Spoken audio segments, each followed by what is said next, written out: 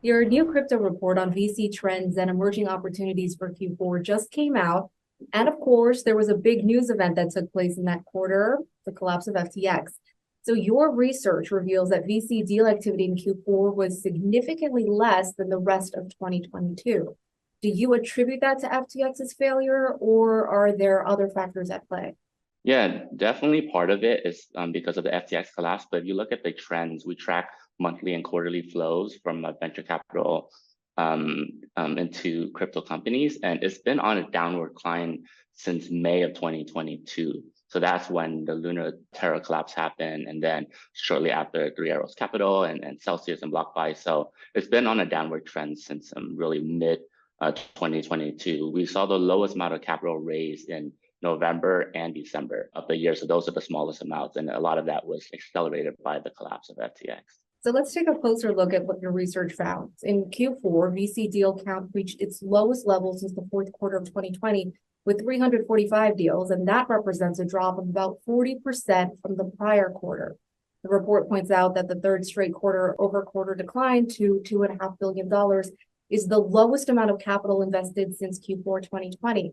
So why do you expect investments to continue to decline this year, as mentioned in your industry and technology outlook? What's going to happen is you talk to any investors in this space right now is that what happened in the bull market, 2020, the 2022 crypto bull market, the diligence cycles were really compressed and deals were happening super fast. So people weren't looking really closely into what these businesses were doing, what the business models were, who their users were, how they were growing.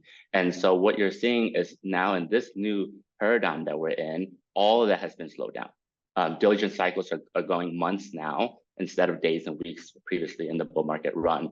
So because of the slowdown in capital deployment, you're going to see a lot less activity going into the space. And we already see, we also tracked January this year too. That January was even lower than December. So that was already what we predicted in December, that the first half of this year, activity is going to be really low just because investors are taking their time, they're looking at business models, they're looking at teams, and they're not deploying capital as quickly as they did in 2021 and 2022. So we're going to expect to see that continue through probably mid this year, but there are a few reasons that we think that it could tick back up later in the year. Is one, investors start getting more comfortable investing in companies because they're looking at them, they're doing due diligence, they're talking to teams. Two, there's just a lot of capital sitting on the sidelines. We also talk about crypto native or crypto focused VC funds. They raised over $20 billion in 2022 alone. So that capital has to be deployed over the next 2 to 4 years. And so we're going to see investors having to invest into crypto companies during that time period. So maybe in the later half of 2023, you can start seeing investments into crypto companies tick back up. Can you take us through some of the bright spots of the last quarter? What areas continued to attract investors? Yeah, really two core buckets that you're seeing a lot of investments. It's infrastructure and metaverse and gaming. And so I'll just give you the high level investment thesis. In the infrastructure, investors know that in order for these crypto applications to reach the 1 billion user mark, you need to have development platforms and layer ones and layer twos that can support that 1 billion users. So investors right now are investing in the picks and shovels of the crypto space, and eventually, hopefully, those applications will be built out by developers and companies in the future. And then on the metaverse and gaming side, investors are betting that eyeballs, which are now in on TikTok, YouTube, Instagram, like Web2, those eyeballs are going to shift over to the metaverse and gaming sometime in the future. So there's been a lot of money going into the metaverse and gaming space as well. Can you provide some examples? Yeah, so there's a couple of startups that got funded in just Q4 alone. So you can look at some of the early stage deals, companies like Xverse, which is a metaverse gaming company that got an early stage $7.5 million deal. But even on the late stage side, so late stage has really been compressed the most over the last 6 months. But even some of the late stage companies, Utopia Avatars got a $10.5 million deal. And then MVL also got a $100 million deal as well. So you're starting to see a lot of those big deals, even in the late stage side. So expanding on that further, looking at crypto VC deal activity by segment in the fourth quarter, Web3 had the most deals and DeFi had the fewest. However, for the year, DeFi deals took the top spot in terms of value. Can you explain that?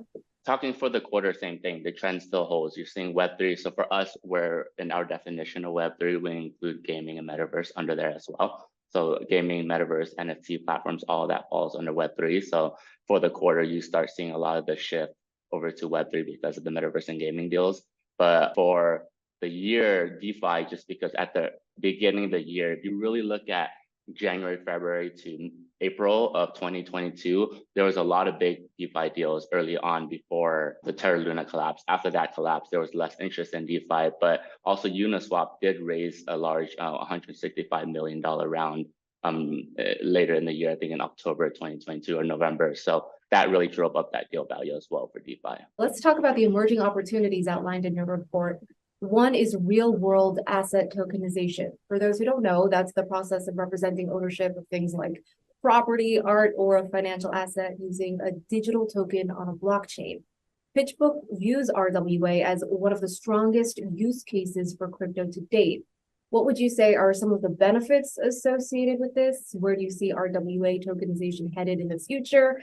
And what challenges are in the mix? Like you said, RWA tokenization, real world asset tokenization, it just bring any real world asset, financial asset, property, artwork onto the blockchain.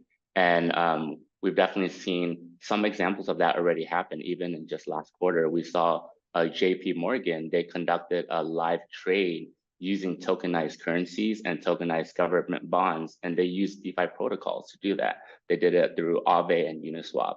So the benefits of RWA tokenization is that it's not intermediated, which means you don't have to pay any fees to an intermediary. It settles either immediately or very close to real time.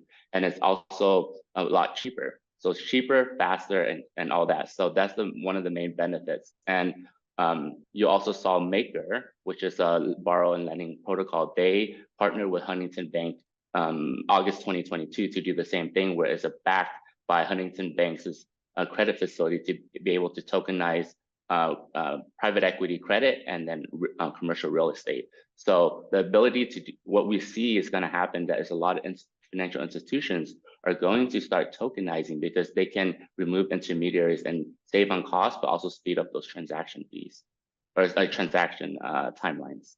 Another emerging opportunity outlined in your report, staking providers. And in the report, it says PitchBook foresees the increase in institutional demand for staking services to mirror the increased institutional adoption of crypto over the past few years. Why do you feel that way, and what companies will benefit the most?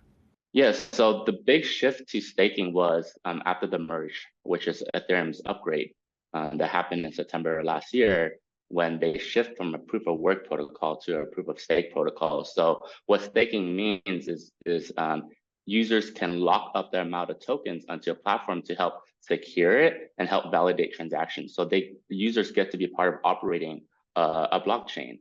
And so because of that upgrade to a proof of stake protocol on Ethereum, there's been a high demand for staking. When you stake your assets on Ethereum, you can earn a percentage of the revenues that Ethereum earns on the transaction fees. So there's definitely a higher demand for staking. You're seeing across a bunch of different ways to do it. Exchanges to offer staking. So Kraken offers staking, Coinbase offers staking, but you can also do it through staking pools. And then a really new, exciting area that I think is going to be probably the best way to stake right now is called liquidity staking. So which means, because when you stake your tokens, let's say you put Ethereum, you stake it, you don't have access to your ETH anymore. But what liquidity staking does is it gives you a derivative, and you can take that derivative and either sell it to get liquidity, or you can use it in DeFi or other areas of the crypto economy. So Lido protocol is probably the largest liquidity staking protocol out there. And there's Rocket, there's a bunch of other ones out there too. And Coinbase actually just launched a liquidity staking as well. So that's an area that we think is super exciting. It lets users participate in the crypto economy, but also lets users have governance as well and have a say in what protocols they're using and what the blockchains are doing. What stood out to you the most in the Q4 report, and what are the biggest takeaways? The biggest takeaway, and this is our focus, and that's why we presented staking and RWA tokenization as the opportunities, because one of the biggest complaints of crypto is that most of the products and applications are mostly built for an insular circular crypto economy. We think that there's a lot of real world applications and use cases for crypto, and RWA tokenization and staking are real world use cases. You can actually benefit, or any regular everyday user can benefit from crypto. It's not just crypto traders or institutions that's investing in crypto tokens. It could be me and you that can actually use and benefit from crypto. And that's going to be our research moving forward as well. We would like to focus on, outside of trading activities or lending, like those are not the areas that we're really excited about. Is what are some of the real value use cases for crypto that can benefit the billion users that we're trying to onboard into Web3 and crypto.